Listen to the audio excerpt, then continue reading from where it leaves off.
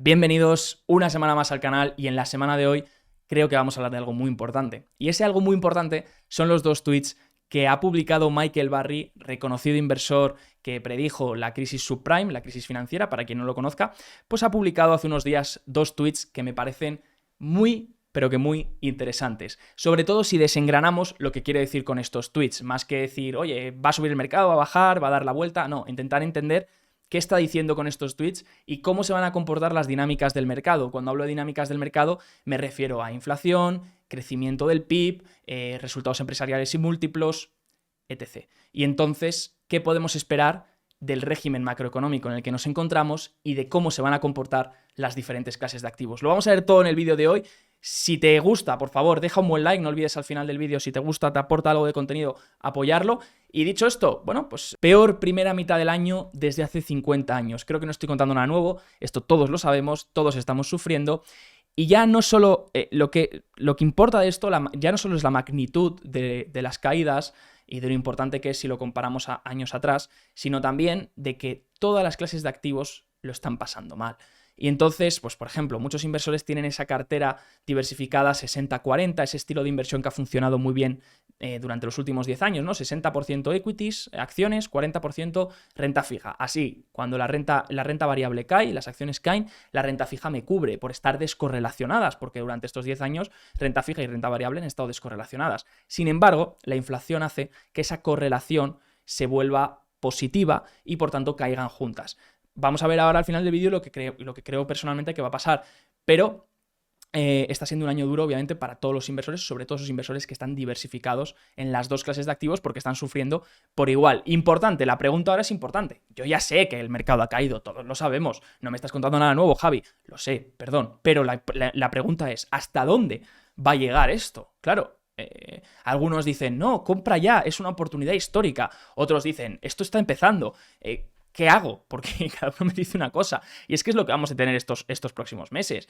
No tengo ni idea yo de lo que va a hacer el mercado, por eso no voy a decir si va a rebotar, si va a dar la vuelta, si va a girar en círculos. Pero ¿qué podemos ver? Basarnos en estadísticas anteriores, en datos anteriores. Esta gráfica de Bloomberg me gusta mucho y es la gráfica azul muestra cómo se está comportando el mercado a día de hoy, en esta caída de 2022.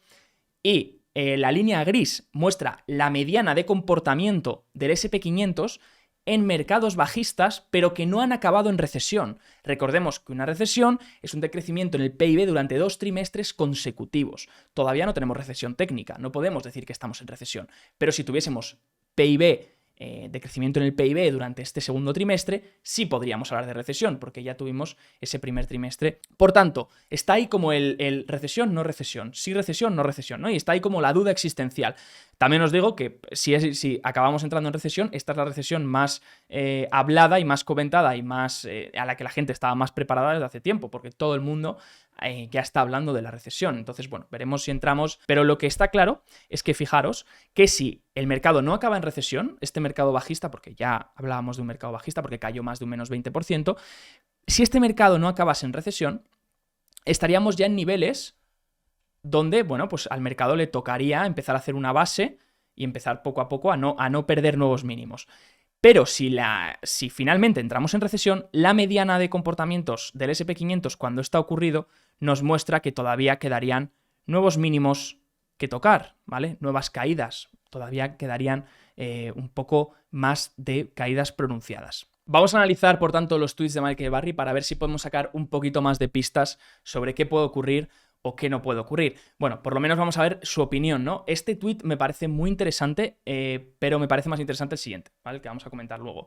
Pero este dice, ajustado a la inflación, la primera mitad de 2022, el SP500 cae entre 25 y 26%, el Nasdaq entre 34 y 35% y el Bitcoin entre 64 y 65%. Esto aplicando la inflación, ¿vale? En términos reales. Y dice, esto ha sido una contracción del múltiplo. Lo siguiente podría ser una contracción de los beneficios. Así que a lo mejor estamos a mitad de camino.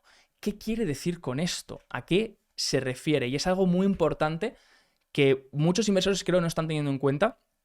Y es algo muy importante, ¿vale? Fijaros, el múltiplo ha caído mucho. Vamos a decir que este es el forward pair, ¿vale? El pair esperado a beneficios futuros. En este caso a 12 meses, pues vemos que el forward pair ha pasado de 23 a 16 más o menos en large caps, en empresas grandes. ¿Vale? ¿Por qué ha caído este forward pair? Bueno, el forward pair es precio de hoy dividido por los beneficios esperados. Si el precio cae, pero los beneficios esperados no se mueven, se mantienen en lo que se esperaba, en la expectativa, pues este forward pair cae. ¿Vale? Y esto es lo que tenemos, una contracción del múltiplo. Entonces parece que estamos en niveles súper baratos, que estamos en niveles de hace que no veíamos en muchos meses, en muchas décadas, y decimos, ostras, pues está barato. ¿Qué pasa? Que todavía los beneficios puede que tengan unas expectativas muy altas. ¿Por qué? Porque estas expectativas de beneficios, si el mercado, si las probabilidades de recesión van aumentando, la demanda disminuye, la gente tiene menos para consumir porque la inflación está muy alta, los datos manufactureros, que ahora miraremos, como los PMIs regionales y el PMI del ISM, que son encuestas manufactureras a empresas manufactureras y de servicios, que te están diciendo literalmente que ven contracción, por lo menos los regionales, ahora lo veremos. Eso crea que a lo mejor los beneficios que se esperaban no se cumplan. Entonces ahí tendríamos la segunda fase, que es la que comenta Michael Burry, ¿no? Que sería earnings compression, que sería ajustar a los earnings, porque claro, si los earnings resulta que son menores a lo que se esperaba, pues entonces el forward pair no es es más alto. Entonces falta esa segunda pata, podría decirse, ¿no? Porque fijaros, las expectaciones, y esto lo comparte Bloomberg, las expectativas de márgenes netos del SP500 están en máximos, a pesar de todo lo que está pasando en la economía. Las expectativas, lo que el mercado espera que hagan las empresas, es exigente. ¿Lo cumplirá? Puede ser, perfectamente podría cumplirlo. Si no lo cumple, entonces quedaría ese segundo ajuste del que Michael Burry habla. Recordemos, no es mi opinión, es la de Michael Burry, yo estoy intentando interpretarlo. Y este sería también otro apoyo, otro argumento que daría pie a su teoría, que es que el GDP Now Estimate, ¿vale? Que es un modelo de la Fed de Atlanta que proyecta el PIB, el PIB futuro, pues fijaros el modelo lo que está diciendo, y es que los estimados son que vamos a tener un PIB muy feo, ¿vale? Esto es el cambio porcentual y como veis los estimados son bastante feos. Por tanto, esto daría pie a que proyecte una recesión y daría pie a lo que dice Michael Burry, que quedaría también el segundo ajuste, que es las empresas no han cumplido con lo que estimaban porque los analistas pensaban o no sabían que iba a haber recesión. De repente te encuentras una recesión, pues obviamente los analistas se dan cuenta de que los estimados no se cumplen porque es imposible llegar a esos estimados si la economía se está contrayendo. Entonces, pues aquí está el debate, ¿no? Si va a pasar esto, si no va a pasar, os lo dejo a vosotros para que juzguéis, pero fijaros que otro argumento otro argumento en este caso a favor de Michael Burry serían los PMIs.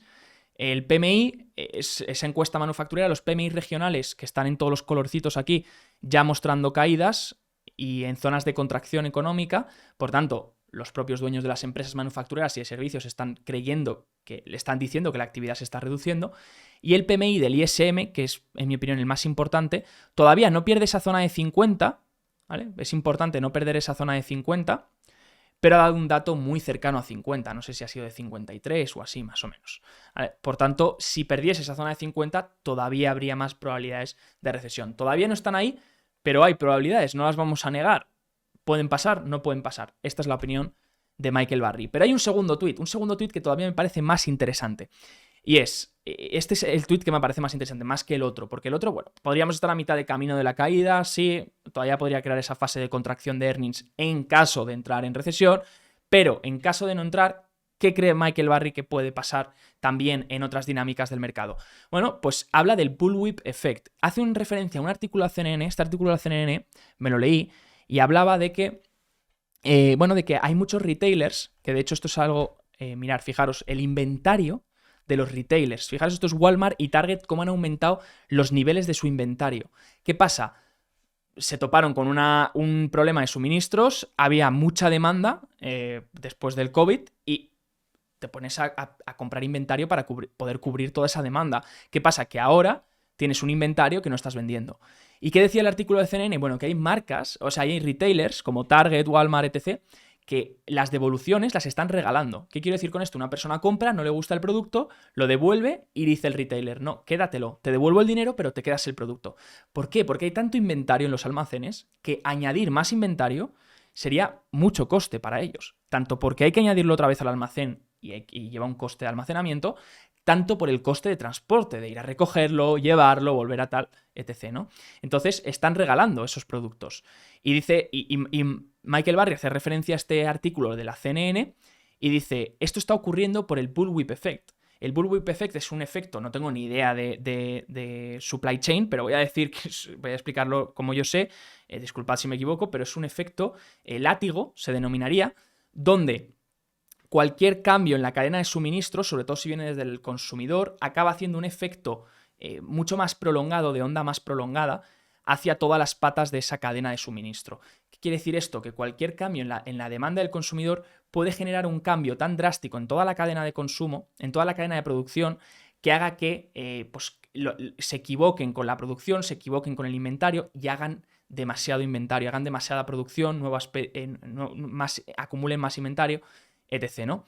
Entonces, ¿qué cree que va a pasar Michael Burry? Dice, esto es lo más importante. Dice, pulsos deflacionarios desde aquí, desinflación en el CPI este año y la Fed revierte los tipos y el QT y el quantitative tightening. Ciclos. ¿Qué quiere decir con esto? Bueno, ahora mismo hay dos apuestas en el mercado, ¿no? Dos vertientes, en mi opinión. Una es que la inflación siga alta y, por tanto, la Fed siga presionando con las subidas de tipos, una tasa terminal más alta, etc., etc., lo que venimos viendo durante estos meses. Y la otra es que todo esto genere, al final, además de que hay mucho inventario en los bienes de consumo, en estos retailers, estas cadenas de retailers, y por tanto van a tener que reducir precios, aparte de eso, la demanda se reduzca y, por todo lo que está ocurriendo en la economía, y que eso genere una reducción en los precios. Eso genera una reducción en la inflación, también genera una posible recesión, mayores probabilidades de recesión, y genera una Fed que se vuelva más dovish y menos hawkish. ¿Qué quiere decir esto? Que corte su plan, que no lleve a cabo su plan tan drástico de subidas de tipos y a esa velocidad, que poco a poco vaya cancelando esas subidas o por lo menos no llegue a la tasa terminal que había dicho anteriormente. Esa es la segunda, esta es la vertiente que está describiendo Michael Burry, ¿vale? ¿Y cómo afecta esto? ¿Por qué es importante entender esta vertiente? Bueno, porque el mercado poco a poco está haciendo algo también, y es que está haciendo su apuesta, tanto sobre todo en el mercado de bonos, sobre todo. Fijaros estos intereses, ¿vale? Este es el TNX, es el ETF de los intereses de los bonos a 10 años. Si lo dividimos por 10, si le movemos la coma, tenemos el interés, ¿vale? Ahora mismo en 2,88%. 2,88% más o menos, vamos a decir cercano al 3%. Fijaros que no ha conseguido hacer un nuevo máximo desde principios de junio. Fijaros que va haciendo nuevos máximos decrecientes, mínimos decrecientes, ¿vale? Por tanto, y ha perdido esta media de 50. Esta media no la perdía. Aquí la tonteó un poquito, pero luego rebotó fuerte. Y ahora parece que no consigue hacer un nuevo máximo, este interés del bono a 10 años. ¿Por qué? Porque a lo mejor el mercado de bonos poco a poco está anticipando más probabilidades de recesión. Y te lo está diciendo el mercado de bonos. ¿Por qué? Porque te está haciendo un ajuste en los intereses porque cree que la economía va a desacelerar o no va a crecer al mismo ritmo que lo hacía antes. Por tanto, si ven desaceleración de la economía, estos intereses bajan. Estos intereses bajan y la inflación esperada a largo plazo también debería bajar. Y eso es lo que estamos viendo en el 5-year break-even inflation rate. Si vemos lo que espera el mercado que ocurra con la inflación a 5 años. Fijaros la expectativa. A la baja, ¿vale? Por tanto, ¿por qué? Porque el mercado poco a poco puede estar apostando por ese nuevo régimen, ese régimen de recesión o ese régimen de desaceleración económica. También nos acordamos de las encuestas manufactureras. Bueno, pues si miramos esos PMI, esas encuestas manufactureras, si hacemos una cosa y es coger las nuevas órdenes, los nuevos pedidos y dividirlo por el inventario, vemos que el ratio está disminuyendo drásticamente. ¿Qué quiere decir esto? Que la economía en principio debería frenarse un poco, porque si no tenemos tantas nuevas órdenes y empezamos a acumular inventario. Por tanto, hacia ahí va un poco la apuesta de Michael Burry, ¿no? ¿Cuál es el problema de esta vertiente que apuesta Michael Burry que hemos visto?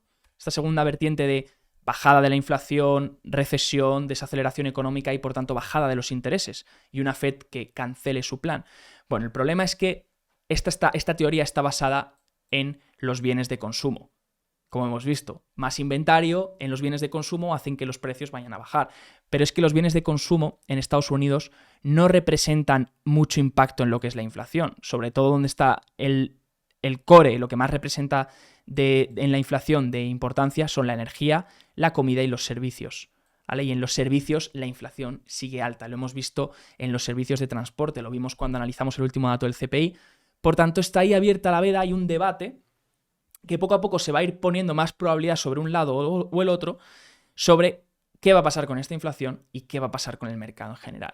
El mercado de bonos ya está anticipando eso y fijaros que esta semana voy a subir, por eso os invito a suscribiros y activar la campana, porque esta semana voy a subir un vídeo específico del mercado de bonos y de por qué creo que los bonos a largo plazo podrían ser un buen refugio o un buen activo de cara a estos próximos meses o estos próximos años.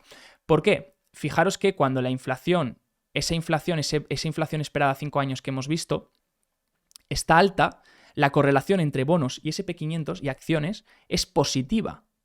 Fijaros, ocurre aquí, cuando esta inflación está por encima del más o menos el 2,5, ¿vale? Esta inflación esperada a 5 años, ese break-even inflation rate, está por encima del 2,5. Vemos que la correlación entre bonos y acciones es positiva. Mientras que cuando la inflación cae, la inflación esperada cae por debajo de ese 2,5, la correlación vuelve a ser negativa. Por tanto, si la inflación entrase otra vez aquí, esto podría dar una oportunidad al mercado de bonos. De cara a corto plazo, si hablamos a corto plazo de los mercados, vemos que tuvimos follow through day la semana pasada, ¿vale? Esta vela de aquí. Disculpad, esta vela de aquí. Tuvimos follow through day. Si queréis saber lo que es el follow through day, tengo abajo un vídeo donde nos permite, es la técnica de William O'Neill y de Investors Business Daily para un poco ver cuándo el institucional está volviendo a comprar. En este caso tuvimos aquí un follow through day, pero ya sabemos que durante la siguiente semana del follow through day no podemos ver días de distribución. Y hemos tenido uno en el S&P 500, que fue el jueves, con un volumen superior al día anterior, y hemos tenido 2 en el Nasdaq. Por tanto, ahora mismo las probabilidades de ir a tocar ese nuevo mínimo, son más altas, son cada vez más altas, pero habrá que ir viendo cómo evoluciona durante estas semanas. Dicho esto, me despido, espero que el vídeo os haya gustado, si es así, deja un buen like y nos vemos la semana que viene. Coméntame tú qué opinas sobre estas dos vertientes que está viendo el mercado, qué opinas que va a pasar. Chao, chao.